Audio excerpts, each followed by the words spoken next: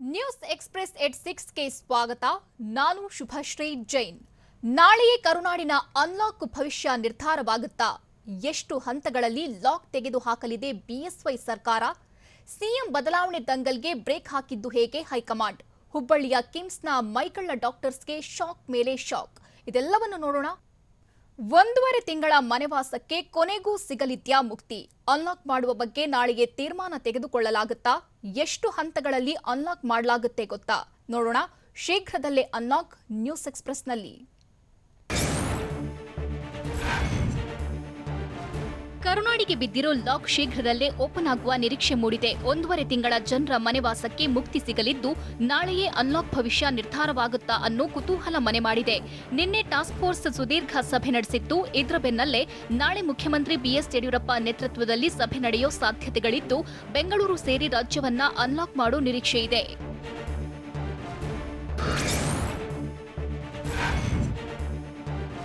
ಮುಖ್ಯಮಂತ್ರಿ ಬಿಎಸ್ ಯಡಿಯೂರಪ್ಪ ನೇತೃತ್ವದಲ್ಲಿ ನಾಳೆ ಮಹತ್ವದ ಸಭೆ ನಡೆಯೋ ಸಾಧ್ಯತೆ ಇದೆ. ಕೋವಿಡ್ ಉಸ್ತುವಾರಿ ಸಚಿವರು ಅಧಿಕಾರಿಗಳ ಜೊತೆ ಸಭೆ ನಡೆಸಲಿದ್ದು ಬೆಂಗಳೂರು ಸೇರಿ ಕರುನಾಡಿನ ಅನ್ಲಾಕ್ ಬಗ್ಗೆ ಚರ್ಚಿಸಲಿದ್ದಾರೆ. ಪಾಸಿಟಿವಿಟಿ ರೇಟ್ ಆಧಾರದಲ್ಲಿ ಅನ್ಲಾಕ್ಗೆ ಪ್ಲಾನ್ ಮಾಡಿದ್ದು ಸಿಎಂ ಬಿಎಸ್ವೈ ಸಭೆ ಮುಗಿದಿದ್ದಂತೆ ಅನ್ಲಾಕ್ ಭವಿಷ್ಯ ಹೊರಬೀಳಲಿದೆ. ಹೀಗಾಗಿ ಸಿಎಂ ಬಿಎಸ್ವೈ ಸಭೆಯತ್ತ ರಾಜ್ಯದ ಜನರ ಚಿತ್ತ ನೆಟ್ಟಿದೆ.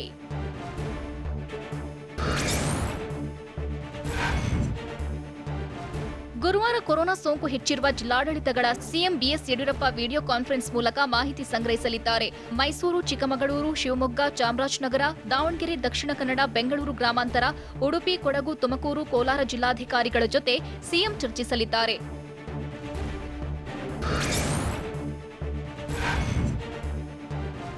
3 ಹಂತಗಳಲ್ಲಿ ಅನ್ಲಾಕ್ ಮಾಡಲು ಸರ್ಕಾರ ಪ್ಲಾನ್ ಮಾಡಿದೆ. ರಾಜ್ಯದಲ್ಲಿ ಪಾಸಿಟಿವಿಟಿ ರೇಟ್ ಸದ್ಯ 9.08ರಷ್ಟಿದೆ. ಹೀಗಾಗಿ ಪಾಸಿಟಿವಿಟಿ 5ಕ್ಕಿಂತ ಕಡಿಮೆಯಾಗ್ತಿದ್ದಂತೆ ಅನ್ಲಾಕ್ ಮಾಡಲಿದ್ದಾರೆ. ಮೊದಲ ಹಂತದಲ್ಲಿ ಔಟ್ಡೋರ್ ಚಟುವಟಿಕೆಗೆ ಅವಕಾಶ ನೀಡಲಿದ್ದು ಕಠಿಣ ನಿರ್ಬಂಧ ವಿಧಿಸಿ ಸಾರಿಗೆ ಸಂಚಾರ ಪುನರ್ ಆರಂಭ ಆಗಲಿದೆ. ಇನ್ನು 2ನೇ ಹಂತದಲ್ಲಿ ಜಿಮ್, ಥಿಯೇಟರ್, ಶಾಲಾ ಕಾಲೇಜು ಓಪನ್ ಆಗಲಿದೆ. ಬಳಿಕ ಬಹಿರಂಗ ಸಭೆ, ಸಮಾರಂಭ, ಮನೋರಂಜನೆ ಚಟುವಟಿಕೆ ಶುರುವಾಗಲಿದೆ.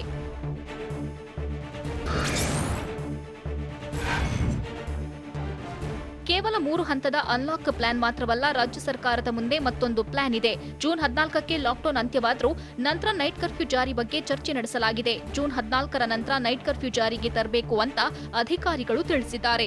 ಬೆಂಗಳೂರಿನಲ್ಲಿ ಸಂಜೆ ಹೊತ್ತು ಜನರು ಹೆಚ್ಚು ಸೇರ್ತಾರೆ. ಹೀಗಾಗಿ ಸಂಜೆ 6 ಅಥವಾ 7 ಗಂಟೆಯವರೆಗೂ ಓಡಾಟಕ್ಕೆ ಅವಕಾಶ ಕೊಟ್ಟು ನಂತರ ನೈಟ್ ಕರ್ಫ್ಯೂ ಮಾಡಿದ್ರೆ ಒಳ್ಳೆಯದು ಅಂತ ಅಧಿಕಾರಿಗಳು ಸಲಹೆ ನೀಡಿದ್ದಾರೆ.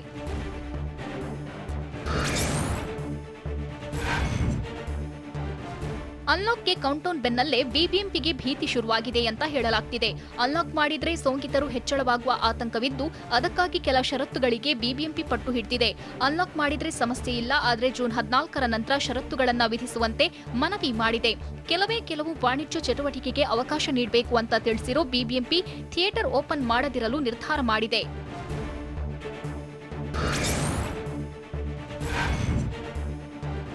ಬೆಂಗಳೂರಿನಲ್ಲಿ ಮಾಲ್ಗಳು ಜೂನ್ ಅಂತ್ಯದವರೆಗೂ ಯಥಾಸ್ಥಿತಿ ಬಂದ್ ಆಗಿರಬೇಕು ಅಂತ ಸರ್ಕಾರಕ್ಕೆ ಬಿಬಿಎಂಪಿ ಷರತ್ತು ಇಟ್ಟಿದೆ.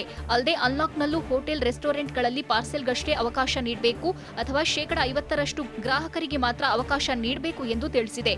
ಜೊತೆಗೆ ಬೆಳಗ್ಗೆ 10ರಿಂದ ಸಂಜೆಯವರೆಗೂ ಬಾರ್ ಓಪನ್ ಮಾಡಿ, ಆದರೆ ಪಾರ್ಸೆಲ್ಗಷ್ಟೇ ಅವಕಾಶ ನೀಡಿ, ಅಗತ್ಯ ವಸ್ತು ಖರೀದಿಗೆ ಸಂಜೆಯವರೆಗೂ ವಿನಾಯಿತಿ ನೀಡಬೇಕು ಎಂದು ತಿಳಿಸಿದೆ.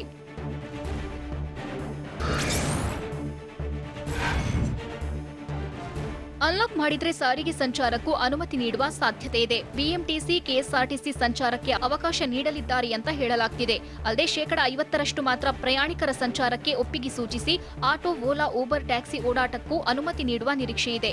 ಆದರೆ ಜಿಮ್, ಪಾರ್ಕ್, ಸ್ವಿಮ್ಮಿಂಗ್ ಪೂಲ್ಗಳು ಜೂನ್ ಅಂತ್ಯದವರೆಗೂ ಕ್ಲೋಸ್ ಆಗಿರೋದು ಫಿಕ್ಸ್ ಆಗಿದೆ.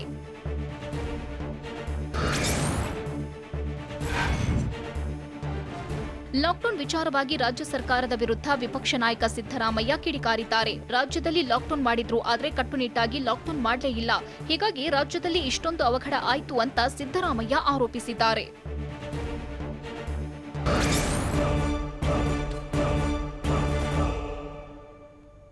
ಬಿಜೆಪಿಯಲ್ಲಿ ಎದ್ದಿದ್ದ ಅದಲು ಬದಲು ಆಟಕ್ಕೆ ಕೊನೆಗೂ ಬ್ರೇಕ್ ಬಿದ್ದಿದ್ದು ಹೇಗೆ? ವಿರೋಧಿ ಬಣಕ್ಕೆ ಹೈಕಮಾಂಡ್ ಕೊಟ್ಟಿರೋ ವಾರ್ನಿಂಗ್ ಆದ್ರೂ ಏನು? ಜೂನ್ 14ರವರೆಗೂ ಕದನ ವಿರಾಮ, ಬಳಿಕ ಏನಾಗಲಿದೆ ನೋಡೋಣ. ಬಿಜೆಪಿಯಲ್ಲಿ ಬಿರುಗಾಳಿ, ನ್ಯೂಸ್ ಎಕ್ಸ್‌ಪ್ರೆಸ್‌ನಲ್ಲಿ. ಸಿಎಂ ಬದಲಾವಣೆ ದಂಗಲ್ಗೆ ಹೈಕಮಾಂಡ್ ಬ್ರೇಕ್ ಹಾಕಿದೆ. ನಾಯಕತ್ವ ಚೇಂಜ್ ದಳ್ಳೂರಿ ಏಕಾಏಕಿ ತಂಡ ಆಗಿದ್ದು ಸಿಎಂರನ್ನ ಕುರ್ಚಿಯಿಂದ ಕೆಳಗಿಳಿಸಲು ಪಣ ತೊಟ್ಟಿದ್ದಂತ ಬಣ ಸೈಲೆಂಟ್ ಆಗಿದೆ. ಪರ ವಿರೋಧದ ಸಮರ ಸಾರುತ್ತಿದ್ದಂತ ಕಮಲ ನಾಯಕರಿಗೆ ಹೈಕಮಾಂಡ್ ಲಗಾಮು ಹಾಕಿದೆ. ರಾಜ್ಯದಲ್ಲಿ ನಾಯಕತ್ವ ಬದಲಾವಣೆ ಬಗ್ಗೆ ಯಾವುದೇ ನಾಯಕರು ಹೇಳಿಕೆ ನೀಡಬಾರದೆಂದು ನಿರ್ದೇಶನ ನೀಡಿದೆ.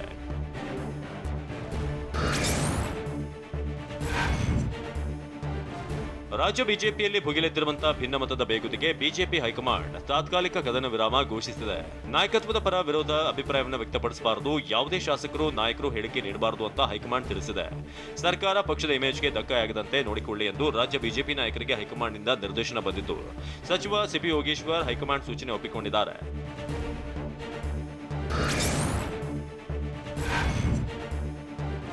ಕಮಲಪಾಳ್ಯದಲ್ಲಿ ನಡೆಯುತ್ತಿರುವಂತಹ ಯುದ್ಧಕ್ಕೆ ಕದನ ವಿರಾಮ ಘೋಷಿಸಿದ್ದು ಜೂನ್ 14ರ ನಂತರ ಹೈಕಮಾಂಡ್ನಿಂದ ಸ್ಪಷ್ಟ ಸಂದೇಶ ಬರಲಿದೆ ಅಂತ ಬಿಜೆಪಿ ಮೂಲಗಳು ಹೇಳ್ತಿವೆ. ನಾಯಕತ್ವದ ಬಗ್ಗೆ ಹೈಕಮಾಂಡ್ನಿಂದಲೇ ಸ್ಪಷ್ಟವಾದಂತಹ ಸೂಚನೆ ಬರಲಿದ್ದು ಜೂನ್ 14ರ ನಂತರ ಸಂದೇಶ ರವಾನೆಯಾಗುವ ಸಾಧ್ಯತೆ ಇದೆ. ಹೀಗಾಗಿ ಹೈಕಮಾಂಡ್ ನಿರ್ದೇಶಿಸಲಿದೆ ಎಂಬ ವಿಶ್ವಾಸದಲ್ಲಿ ಬಿಜೆಪಿ ಬಣ ಇದೆ.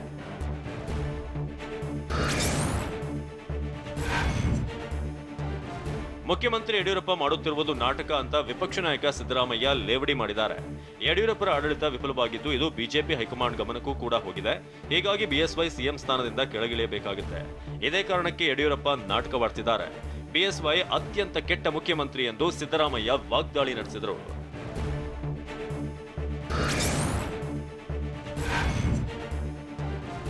ಯಡಿಯೂರಪ್ಪ ವಿರುದ್ಧ ತೀವ್ರ ವಾಗ್ದಾಳಿ ನಡೆಸಿರುವಂತಹ ಸಿದ್ದರಾಮಯ್ಯ ಶಾಸಕ ರೇಣುಕಾಚಾರ್ಯರನ್ನ ಮುಂದೆ ಬಿಟ್ಟು ನೋಡುತ್ತಿದ್ದಾರೆ ಅಂತ ಆರೋಪಿಸಿದ್ದಾರೆ. ಮುಖ್ಯಮಂತ್ರಿ ಬಿಎಸ್ವೈ ತೆಗೆಯಬೇಕೆಂದು ಬಹಳ ಹಿಂದಿನಿಂದಲೂ ಕೂಡ ಪ್ರಯತ್ನಗಳಾಗ್ತಿದೆ. ಹೀಗಾಗಿ ಯಡಿಯೂರಪ್ಪ ಹೊಸ ದಾಳವನ್ನ ಉರುಳಿಸಿದ್ದಾರೆ. ತಾನು ಪ್ರಾಮಾಣಿಕನೆಂದು ತೋರಿಸಿಕೊಳ್ಳಲು ಯತ್ನಿಸ್ತಾ ಇದ್ದು ಹೈಕಮಾಂಡ್ ಮನವೊಲಿಸುವುದಕ್ಕೂ ಕೂಡ ನೋಡ್ತಿದ್ದಾರೆ ಎಂದು ಸಿದ್ದರಾಮಯ್ಯ ಕಿಡಿಕಾರಿದ್ದಾರೆ.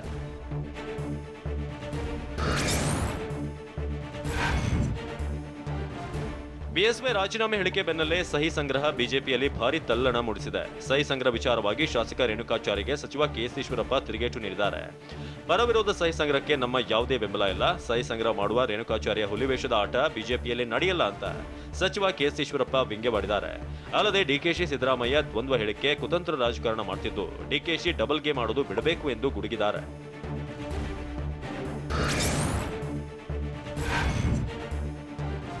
ಮುಖ್ಯಮಂತ್ರಿ ಬಿಎಸ್ ಯಡಿಯೂರಪ್ಪ ರಾಜೀನಾಮೆ ಕೊಡ್ತೇನೆಂದು ಹೇಳಿಲ್ಲ ಅಂತ ಬಿಜೆಪಿಯ ರಾಜ್ಯಾಧ್ಯಕ್ಷ ನಳಿನ್ ಕುಮಾರ್ ಕಟೀಲು ಹೇಳಿದ್ದಾರೆ. ಹೈಕಮಾಂಡ್ ಸೂಚಿಸಿದರೆ ರಾಜೀನಾಮೆ ಕೊಡ್ತೇನೆ ಅಂತ ಬಿಎಸ್ವೈ ಹೇಳಿದ್ದಾರೆ. ಇದು ಒಬ್ಬ ಆದರ್ಶ ಕಾರ್ಯಕರ್ತನ ಲಕ್ಷಣ. ಎಲ್ಲಾ ಕಾರ್ಯಕರ್ತರಿಗೆ ಪ್ರೇರಣೆಯಾಗುವಂತೆ ಹೇಳಿಕೆ ನೀಡಿದ್ದಾರೆ ಅಂತ ನಳಿನ್ ಹೇಳಿದ್ರು.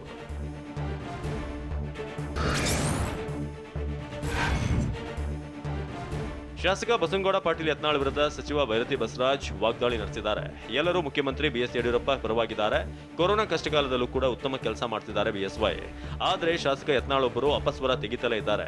ಕಳೆದ 2 ವರ್ಷಗಳಿಂದ ಅಸಮಾಧಾನ ವ್ಯಕ್ತಪಡಿಸುತ್ತಲೇ ಇದ್ದಾರೆ. ಅವರಿಗೆ ಸಚಿವ ಸ್ಥಾನ ಸಿಗಲಿಲ್ಲ ಎಂಬ ಅಸಮಾಧಾನವಿದೆ. ಅದಕ್ಕಾಗಿ ಹೀಗೆ ಮಾತನಾಡ್ತಿದ್ದಾರೆ ಎಂದು ಆರೋಪಿಸಿದರು. ಜೊತೆಗೆ ಸಹಿ ಸಂಗ್ರಹದಲ್ಲಿ ಪರ ವಿರೋಧ ಅಂತೇನೂ ಇಲ್ಲ ಅಂತ ತಿಳಿಸಿದ್ದಾರೆ.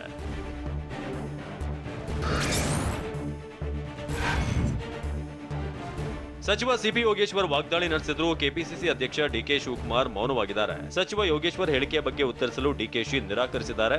ಸಿಡಿ ಸಂಸ್ಕೃತಿ ಡಿಕೆಶಿ ಸಂಸ್ಕೃತಿ ಅಂತ ಸಿಪಿ ಯೋಗೇಶ್ವರ್ ಆರೋಪಿಸಿದ್ರು. ಅಲ್ಲದೆ ತಿಹಾರ್ ಜೈಲಿಗೆ ಹೋದವರಿಂದ ಹೇಳಿಸಿಕೊಳ್ಳಬೇಕಾಗಿಲ್ಲ. ಡಿಕೆಶಿ ಬಿಜೆಪಿ ಮೆಂಬರ್ಶಿಪ್ ತೆಗೆದುಕೊಳ್ಳಲಿ ಅಂತ ಡಿಕೆಶಿ ವಿರುದ್ಧ ಯೋಗೇಶ್ವರ್ ವಾಗ್ದಾಳಿ ನಡೆಸಿದ್ರು. ಇದೆಲ್ಲದರ ಬಗ್ಗೆ ಕೇಳಿದರೆ ಡಿಕೆ ಶಿವಕುಮಾರ್ ಸೈಲೆಂಟ್ ಆಗಿದ್ದಾರೆ.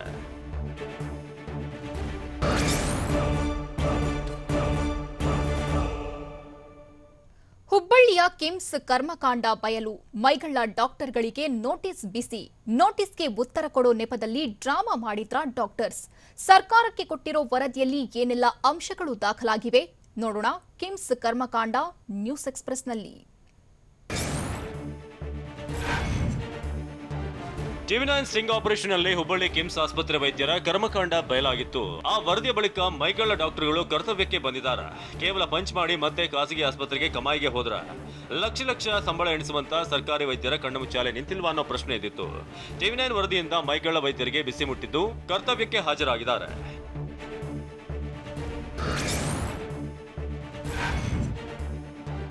ಟಿವಿ9 ರಹಸ್ಯ ಕಾರ್ಯಾಚರಣೆಯಲ್ಲಿ ಕೆಲಸಗಳ ಡಾಕ್ಟರ್ ಕಳ್ಳಾಟ ಬಟ ಬಯಲಾಗಿದ್ದು ವರದಿ ಪ್ರಸಾರವಾದ ಬಳಿಕ ಮೈಗಳ್ಳ ಡಾಕ್ಟರ್ಗಳಲ್ಲಿ ನಡುಕ ಶುರುವಾಗಿದೆ. ಐಸ್ಪೈಸ್ ಆಟವಾಡ್ತಿದ್ದಂತ ಡಾಕ್ಟರ್ಗಳಿಗೆ KIMS director doctor Ramalingappa shock ಕೊಟ್ಟಿದ್ದು ಮೈಗಳ್ಳ 11 ಡಾಕ್ಟರ್ಸ್ಗಳಿಗೆ ಶೋಕಾಸ್ ನೋಟಿಸ್ ಕೊಟ್ಟಿದ್ದಾರೆ. ಉತ್ತರಿಸುವಂತೆ ಖಡಕ್ ಆಗಿ ಸೂಚಿಸಿದ್ದಾರೆ.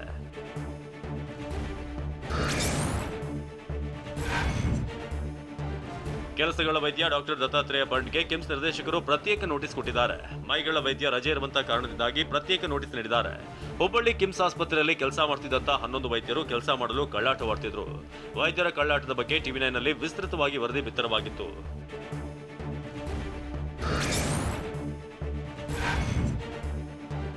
ಕೆಲಸಗಳ ವೈದ್ಯರಿಗೆ ಕಿಮ್ಸ್ ನಿರ್ದೇಶಕ ನೋಟಿಸ್ ಕೊಟ್ಟಿದ್ದು ನೋಟಿಸ್ನಲ್ಲಿ 3 ಕಡೆ ಟಿವಿ9 ವರದಿ ಪ್ರಸ್ತಾಪಿಸಿದ್ದಾರೆ. ನೀವು ಕಚೇರಿ ಅವಧಿಯಲ್ಲಿ ಕೇವಲ ಬಯೋಮೆಟ್ರಿಕ್ ಹಾಜರಾತಿ ನೀಡ್ತೀರಿ. ಪಂಚ್ ಬಳಿಕ ಖಾಸಗಿ ಆಸ್ಪತ್ರೆಗಳಿಗೆ ಮನೆಗೆ ಹೋಗ್ತಿರುವುದರ ಬಗ್ಗೆ ಟಿವಿ9 ನಲ್ಲಿ ವರದಿ ಬಿತ್ತರವಾಗಿದೆ. ಈ ನೋಟಿಸ್ ನೀಡಿದ ತಕ್ಷಣ ಲಿಖಿತ ಹೇಳಿಕೆ ಮೂಲಕ ಕಾರಣ ನೀಡಿ ಅಂತ ನೋಟಿಸ್ನಲ್ಲಿ ಉಲ್ಲೇಖಿಸಿದ್ದಾರೆ.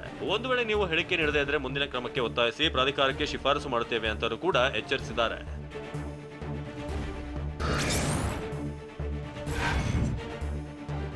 ಕರ್ತವ್ಯಕ್ಕೆ ಚಕ್ಕರ್ ಹಾಕ್ತಿದ್ದಕ್ಕೆ ನೋಟಿಸ್ ನೀಡಿದ್ದಕ್ಕೆ ಮೈಗಳ್ಳ ವೈದ್ಯರು ಅಲರ್ಟ್ ಆಗಿದ್ದಾರೆ. ನೋಟಿಸ್ ನೀಡುತ್ತಿದ್ದಂತೆ 9 ಜನ ಡಾಕ್ಟರ್ಸ್ ತಕ್ಷಣ ಉತ್ತರ ನೀಡಿದ್ದಾರೆ. ಡಾಕ್ಟರ್ ದತ್ತಾತ್ರೇಯ ಬಂಟ್ ಮತ್ತು ಡಾಕ್ಟರ್ ಹಿರೇಗೌಡರಿಂದ ನಿರ್ದೇಶಕರು ನೀಡಿದಂತ ನೋಟಿಸ್ಗೆ ಉತ್ತರ ಸಿಕ್ಕಿದೆ.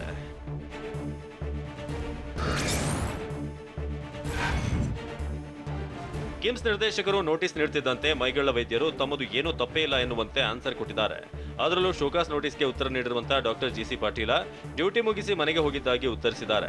ಜೂನ್ 1ರಂದು ಮಧ್ಯಾಹ್ನ 2ರಿಂದ ರಾತ್ರಿ 8 ಗಂಟೆವರೆಗೆ ಡ್ಯೂಟಿ ಮುಗಿಸಿ ಮನೆಗೆ ತೆರಳಿದ್ದೇನೆ. ಈ ಆರೋಪವು ತಮಗೆ ಸಂಬಂಧಪಟ್ಟಿರುವುದಲ್ಲ ಹಾಗೂ ಸತ್ಯಾಸತ್ಯತೆಯನ್ನು ವಿಚಾರಿಸಲು ಅಭ್ಯಂತರವಿಲ್ಲ ಎಂದು ನೋಟಿಸ್ಗೆ ಆನ್ಸರ್ ಮಾಡಿದ್ದಾರೆ.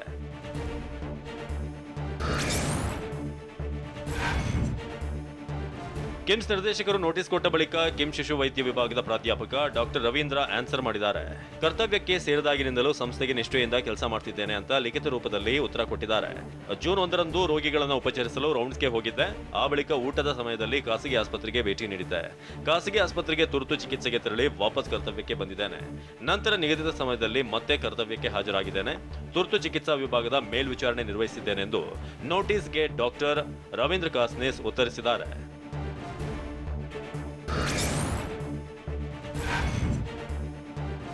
ನೋಟಿಸ್ ನೀಡಿದ ಬೆನ್ನಲ್ಲೇ ಮೈಗಳ್ಳ ವೈದ್ಯರು ಒತ್ತಡ ತಂತ್ರಕ್ಕೆ ಮುಂದಾಗಿದ್ದಾರೆ. ತಮ್ಮ ವಿರುದ್ಧ ಯಾವುದೇ ಕ್ರಮ ಕೈಗೊಳ್ಳದಂತೆ ಪ್ರಭಾವಿಗಳಿಂದ ಒತ್ತಡ ಹಾಕಿಸುತ್ತಿದ್ದಾರೆ ಅಂತ ಹೇಳಲಾಗಿದೆ. ಅಲ್ಲದೆ ಕಿಮ್ಸ್ ನಿರ್ದೇಶಕ ಡಾಕ್ಟರ್ ರಾಮಲಿಂಗಪ್ಪ ಮೇಲೆ ಕೂಡ ಒತ್ತಡಕ್ಕೆ ಯತ್ನಿಸಿದ್ದಾರೆ ಎನ್ನಲಾಗಿದೆ. ಅಲ್ಲದೆ ಕಿಮ್ಸ್ ಡಾಕ್ಟರ್ಸ್ ಅಸೋಸಿಯೇಷನ್ ಮೂಲಕ ನಿನ್ನೆ 100ಕ್ಕೂ ಹೆಚ್ಚು ವೈದ್ಯರಿಂದ ಕ್ರಮ ಕೈಗೊಳ್ಳದಂತೆ ಮನವಿ ಮಾಡಿದ್ದಾರೆ ಅಂತಲೂ ಕೂಡ ಹೇಳಲಾಗಿದೆ.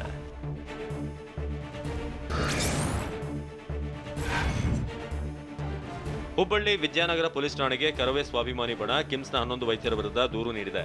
ಟಿವಿ9ನ ರಹಸ್ಯ ಕಾರ್ಯಾಚರಣೆಯಲ್ಲಿ ವೈದ್ಯರ ಮೈಗಳ್ಳತನ ಬಯಲಾದ ಹಿನ್ನೆಲೆಯಲ್ಲಿ ಕ್ರಮ ಕೈಗೊಳ್ಳುವಂತೆ ಖಾಕಿಗೆ ಮನವಿ ಮಾಡಿದೆ. ಟಿವಿ9 ವರದಿ ಆಧರಿಸಿ ಕೆಲಸಗಾರರ ವಿರುದ್ಧ ಸ್ವಯಂ ಪ್ರೇರಿತ ದೂರು ದಾಖಲಿಸಿಕೊಳ್ಳುವಂತೆ ಕರವೇ ಬಣ ಒತ್ತಾಯಿಸಿದೆ. ಕೇಸ್ ದಾಖಲಿಸಿ ಕಿಮ್ಸ್ನ 11 ವೈದ್ಯರನ್ನ ಬಂಧಿಸಿ ಅಂತ ಕರವೇ ಸ್ವಾಭಿಮಾನಿ ಬಣದ ಜಿಲ್ಲಾ ಘಟಕ ಆಗ್ರಹಿಸಿದೆ.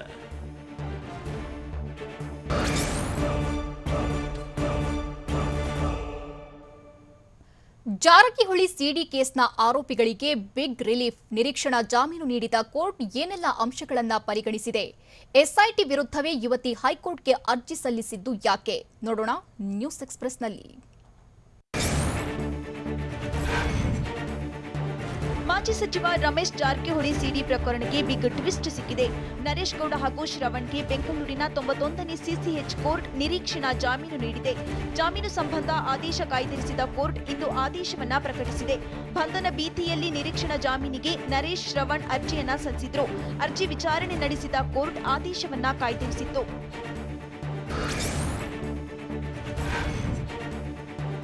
ಸಿಡಿ ಆರೋಪಿಗಳಿಗೆ ನಿರೀಕ್ಷಣಾ ಜಾಮೀನು ಮಂಜೂರು ಮಾಡಿ 91ನೇ ಸಿಸಿಎಚ್ ನ್ಯಾಯಾಲಯ ಆದೇಶವನ್ನ ಮಾಡಿದೆ. ಇದರಿಂದಾಗಿ ಆರೋಪಿಗಳಾದ ನರೇಶ್ ಗೌಡ, ಶ್ರವಣ್ಗೆ ಬಿಗ್ ರಿಲೀಫ್ ಸಿಕ್ಕಿದೆ. ನಿರೀಕ್ಷಣಾ ಜಾಮೀನು ಕೋರಿ ನರೇಶ್ ಗೌಡ ಹಾಗೂ ಎಸ್ ಶ್ರವಣ್ ಕುಮಾರ್ ಅರ್ಜಿಯನ್ನ ಸಲ್ಲಿಸಿದ್ರು. ಹನಿ ಟ್ರ್ಯಾಪ್ ಬ್ಲಾಕ್ ಮೇಲ್ ಎಂದು ರಮೇಶ್ ಜಾರಕಿಹೊಳಿ ಆರೋಪಿಸಿದ್ರು. ಅಲ್ಲದೆ ನರೇಶ್ ಮತ್ತು ಶ್ರವಣ್ ವಿರುದ್ಧ ಸುಲಿಗೆ, ಬೆದರಿಕೆ ಆರೋಪವಿದ್ದು ಮಾರ್ಚ್ 2ರಿಂದ ತಲೆಮರೆಸಿಕೊಂಡಿದ್ದಾರೆ.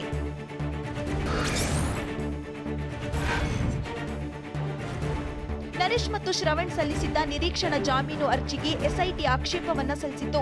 ಆರೋಪಿಗಳು ತನಿಖೆಗೆ ಸಹಕರಿಸದೆ ತಲೆಮರೆಸಿಕೊಂಡಿದ್ದಾರೆ. ಹೀಗಾಗಿ ಆರೋಪಿಗಳು ತಲೆಮರೆಸಿಕೊಂಡಿದ್ದನ್ನೇ ಉಲ್ಲೇಖಿಸಿದ ಅಧಿಕಾರಿಗಳು ಆಕ್ಷೇಪಣೆ ಸಲ್ಲಿಸಿದ್ರು. ಆದರೆ ಆರೋಪಿಗಳಿಗೆ ಕೋರ್ಟ್ ನಿರೀಕ್ಷಣಾ ಜಾಮೀನು ನೀಡಿ ಬಿಗ್ ರಿಲೀಫ್ ನೀಡಿದೆ.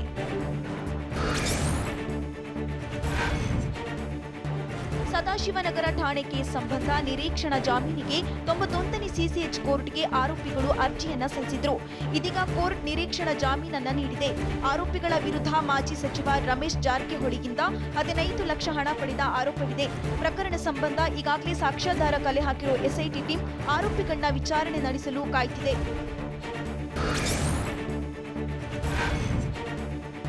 ರಮೇಶ್ ಜಾರಕಿಹೊಳಿ ಸಿಡಿ ಕೇಸ್ನಲ್ಲಿ ಯುವತಿ ಮತ್ತೊಂದು ಟ್ವಿಸ್ಟ್ ಕೊಟ್ಟಿದ್ದಾಳೆ. ಸಿಡಿಯಲ್ಲಿರುವುದು ನಾನೇ ಅಂತ ಮಾಜಿ ಸಚಿವ ರಮೇಶ್ ಜಾರಕಿಹೊಳಿ ಹೇಳಿದ ಮೇಲೆ ಯುವತಿ ದಾಳ ಉರುಳಿಸಿದ್ದಾಳೆ. ಕ್ಲೈಮ್ಯಾಕ್ಸ್ಗೆ ಬಂದಿರೋ ಸಿಡಿ ಕೇಸ್ನಲ್ಲಿ ಮತ್ತೆ ತಿರುವು ಪಡೆದಿದ್ದು ಎಸ್ಐಟಿ ವಿರುದ್ಧವೇ ಯುವತಿ ಹೈಕೋರ್ಟ್ ಮೊರೆ ಹೋಗಿದ್ದಾಳೆ.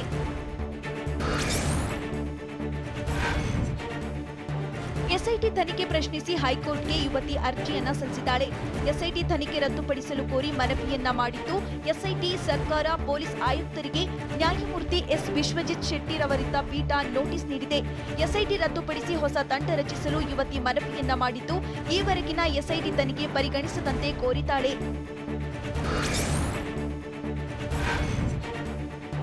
ಮಾಜಿ ಸಚಿವ ರಮೇಶ್ ಜಾರಕಿಹೊಳಿ ವಿರುದ್ಧ ಸೂಕ್ತ ತನಿಖೆ ನಡೆದಿಲ್ಲ ಅಂತ ಯುವತಿ ಆರೋಪಿಸಿದ್ದಾಳೆ. ಆರೋಪಿಯ ಸಮರ್ಪಕ ವೈದ್ಯಕೀಯ ಪರೀಕ್ಷೆ ನಡೆದಿಲ್ಲ, ರಕ್ತ, ವೀರ್ಯ, ಉಗುರು, ಕೂದಲು ಸ್ಯಾಂಪಲ್ ಪಡೆದಿಲ್ಲ ಎಂದಿರುವ ಯುವತಿ ಬಿಪಿ, ಶುಗರ್ ಚೆಕ್ ಮಾಡಿದ್ದಾರೆ ಅಂತ ಅರ್ಜಿಯಲ್ಲಿ ತಿಳಿಸಿದ್ದಾಳೆ.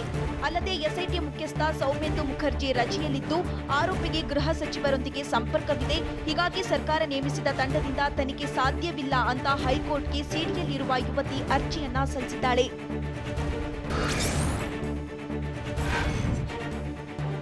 ರಮೇಶ್ ಜಾರಕಿಹೊಳಿಗೆ ಬಿಗ್ ರಿಲೀಫ್ ಸಿಗುವ ಸಾಧ್ಯತೆಗಳಿವೆ. ಸಾಹುಕರ್ ವಿರುದ್ಧದ ಕೇಸ್ಗಳ ಸಂಬಂಧ ಬಿ ರಿಪೋರ್ಟ್ ಸಲ್ಲಿಸಿದ್ದಾರೆ ಅಂತ ಹೇಳಲಾಗ್ತಿದೆ. ಕಬ್ಬನ್ ಪಾರ್ಕ್ ಠಾಣೆ ಕೇಸ್ನ ಬಿ ರಿಪೋರ್ಟ್ ಸಲ್ಲಿಕೆಗೆ ಎಸ್ಐಟಿ ತಯಾರಿ ನಡೆಸಿದೆ ಎನ್ನಲಾಗ್ತಿದೆ. ಅಲ್ಲದೆ ಯುವತಿ ತಂದೆ ತಾಯಿ ನೀಡಿದ ಕೇಸ್ನಲ್ಲೂ ಬಿ ರಿಪೋರ್ಟ್ ಸಲ್ಲಿಸಲಿದ್ದಾರೆ.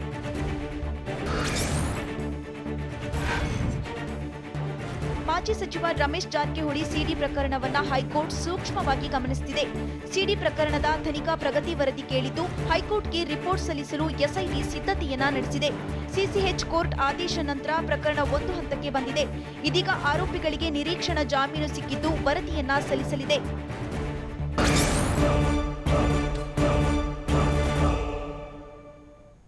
ಸಿಇಟಿ ಎಕ್ಸಾಮ್ಗೆ ಕೊನೆಗೂ ಮುಹೂರ್ತ ಫಿಕ್ಸ್ ಆಯ್ತಾ? ಸಿಇಟಿ ಅಂಕಗಳು ಯಾವ್ಯಾವ ಕೋರ್ಸ್ಗಳಿಗೆ ಆಧಾರವಾಗಲಿದೆ? ಪ್ರತಾಪ್ ಸಿಂಹ ವಿರುದ್ಧ ವಾಗ್ದಾಳಿ ನಡೆಸಿದ್ದು ಯಾರು? ನೋಡೋಣ ಸಮಗ್ರ ನ್ಯೂಸ್ ಎಕ್ಸ್‌ಪ್ರೆಸ್‌ನಲ್ಲಿ. ಆಗಸ್ಟ್ 28, 29, 30ರಂದು ಸಿಇಟಿ ನಡೆಸಲಾಗುವುದು ಅಂತ ಉನ್ನತ ಶಿಕ್ಷಣ ಸಚಿವ ಡಾಕ್ಟರ್ ಅಶ್ವಥ್ ನಾರಾಯಣ್ ಘೋಷಿಸಿದ್ದಾರೆ. ಆಗಸ್ಟ್ 28ಕ್ಕೆ ಗಣಿತ, ಜೀವಶಾಸ್ತ್ರ ಪರೀಕ್ಷೆ ನಡೆಯಲಿದೆ.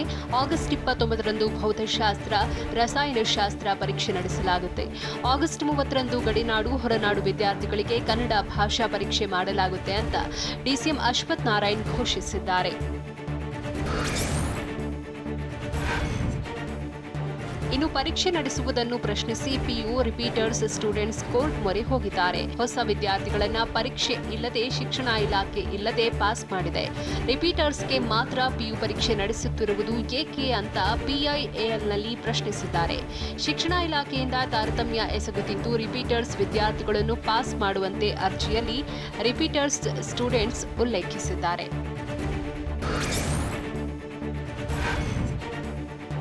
ಐಎಎಸ್ ಅಧಿಕಾರಿಗಳ ಜಟಾಪಟಿ ವಿಚಾರಕ್ಕೆ ಸಂಬಂಧಪಟ್ಟಂತೆ ವಿಪಕ್ಷ ನಾಯಕ ಸಿದ್ದರಾಮಯ್ಯ ಮಾತನಾಡಿದ್ದಾರೆ.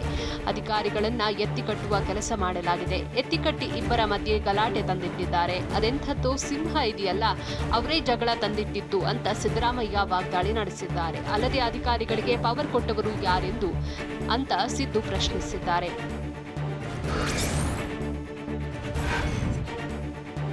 ಹಾಸನ ಜಿಲ್ಲೆಯಲ್ಲಿ ಕೊರೋನಾ ಸೋಂಕು ಕಡಿಮೆಯಾಗುತ್ತಿಲ್ಲ. ಕೊರೋನಾ ಎರಡನೇ ಅಲೆಯಲ್ಲಿ 615 ಜನ ಬಲಿಯಾಗಿದ್ದಾರೆ. ಹೀಗಂತ ಹಾಸನದಲ್ಲಿ ಮಾಜಿ ಸಚಿವ ಎಚ್.ಡಿ. ರೇವಣ್ಣ ಹೇಳಿದ್ದಾರೆ. ಜಿಲ್ಲೆಯಲ್ಲಿಂದು 10 ಜನ ಕೊರೋನಾಗೆ ಉಸಿರು ನಿಲ್ಲಿಸಿದ್ದಾರೆ. ಜಿಲ್ಲೆಯಲ್ಲಿ ಇನ್ನೂ ಪಾಸಿಟಿವಿಟಿ ರೇಟ್ ಕಡಿಮೆಯಾಗುತ್ತಿಲ್ಲ. ಕೊರೋನಾವನ್ನ ರಾಷ್ಟ್ರೀಯ ವಿಪತ್ತು ಅಂತ ಘೋಷಿಸಲಿ ಅಂತ ಕೇಂದ್ರ ಸರ್ಕಾರಕ್ಕೆ ಮಾಜಿ ಸಚಿವ ಎಚ್.ಡಿ. ರೇವಣ್ಣ ಒತ್ತಾಯಿಸಿದ್ದಾರೆ.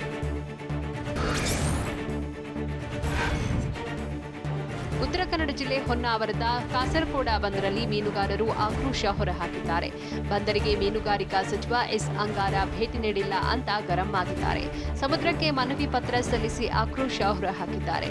ಇಂದು ಸಚಿವರಿಗೆ ಮನವಿ ಸಲ್ಲಿಸಲು ಮೀನುಗಾರರು ಕಾದು ಕುಳಿತಿದ್ರು. ಆದರೆ ವಿವಾದಿತ ಪ್ರದೇಶವೆಂದು ಸಚಿವರು ಭೇಟಿ ನೀಡದೆ ತೆರಳಿದ್ರು. ಹೀಗಾಗಿ ಸಚಿವ ಅಂಗಾರಗೆ ನೀಡಲು ತಂದಿದ್ದ ಪುಷ್ಪಗುಚ್ಛ ಮನವಿ ಪತ್ರವನ್ನ ಸಮುದ್ರಕ್ಕೆ ಸಲ್ಲಿಸಿ ಮೀನುಗಾರರು ಆಕ್ರೋಶ ವ್ಯಕ್ತಪಡಿಸಿದ್ದಾರೆ. ಕೊಪ್ಪಳ ಜಿಲ್ಲೆಯಲ್ಲಿ 22 ಜನರಿಗೆ ಬ್ಲಾಕ್ ಫಂಗಸ್ ಸೋಂಕು ತಗುಲಿದೆ. 9 ರೋಗಿಗಳಿಗೆ ಜಿಲ್ಲಾಸ್ಪತ್ರೆಯಲ್ಲಿ ಚಿಕಿತ್ಸೆ ನೀಡಲಾಗುತ್ತಿದೆ ಅಂತ ಜಿಲ್ಲಾಧಿಕಾರಿ ವಿಕಾಸ್ ಕಿಶೋರ್ ಹೇಳಿದ್ದಾರೆ. ಬ್ಲಾಕ್ ಫಂಗಸ್ ರೋಗಿಗಳಿಗೆ ಚಿಕಿತ್ಸೆ ನೀಡಲು ಬಂದಿದ್ದ ಒಂದು ಬ್ಯಾಚ್ ವೈರಲ್ ರಿಯಾಕ್ಷನ್ ಆಗಿದೆ ಎಂಬ ಮಾಹಿತಿ ಇತ್ತು. ಹೀಗಾಗಿ ಆ ಬ್ಯಾಚ್ನ ವೈರಲ್ ಅನ್ನ ವಾಪಸ್ ಕಳಿಸಿದ್ದೇವೆ ಅಂತ ಕೊಪ್ಪಳ ಜಿಲ್ಲಾಧಿಕಾರಿ ವಿಕಾಸ್ ಕಿಶೋರ್ ತಿಳಿಸಿದ್ದಾರೆ.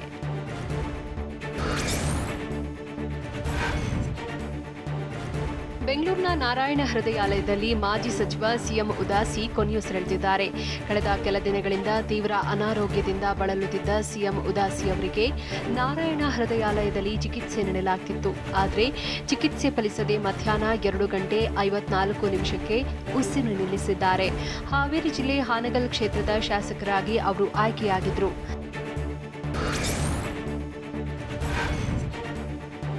ಸಿಎಂ ಉದಾಸಿ ನಿಧನಕ್ಕೆ ಗಣ್ಯರು ಕಂಬನಿ ಮಿಡ್ತಿದ್ದಾರೆ. ಸಿಎಂ ಬಿಎಸ್ವೈ, ಮಾಜಿ ಸಿಎಂ ಎಚ್ಡಿ ಕುಮಾರಸ್ವಾಮಿ, ಗೃಹ ಸಚಿವ ಬಸವರಾಜ ಬೊಮ್ಮಾಯಿ ಸಂತಾಪ ಸೂಚಿಸಿದ್ದಾರೆ. ಉದಾಸಿ ಅವರು ಸಜ್ಜನ ಹಾಗೂ ಕ್ರಿಯಾಶೀಲ ರಾಜಕಾರಣಿಯಾಗಿದ್ದರು. ಸಚಿವರಾಗಿ ಅತ್ಯಂತ ಸಮರ್ಥವಾಗಿ ಕಾರ್ಯನಿರ್ವಹಿಸಿದ್ದರು ಅಂತ ಸಿಎಂ ಹೇಳಿದ್ದಾರೆ. ಅವರ ನಿಧನದಿಂದ ಅಪರೂಪದ ನೇತಾರರೊಬ್ಬರನ್ನ ಕಳೆದುಕೊಂಡಂತಾಗಿದೆ. ಅವರ ಆತ್ಮಕ್ಕೆ ಸದ್ಗತಿ ದೊರೆಯಲಿ, ಭಗವಂತ ಅವರ ಕುಟುಂಬಕ್ಕೆ ದುಃಖ ಭರಿಸುವ ಶಕ್ತಿ ನೀಡಲಿ ಎಂದು ಸಿಎಂ ಬಿಎಸ್ವೈ ಪ್ರಾರ್ಥಿಸಿದ್ದಾರೆ.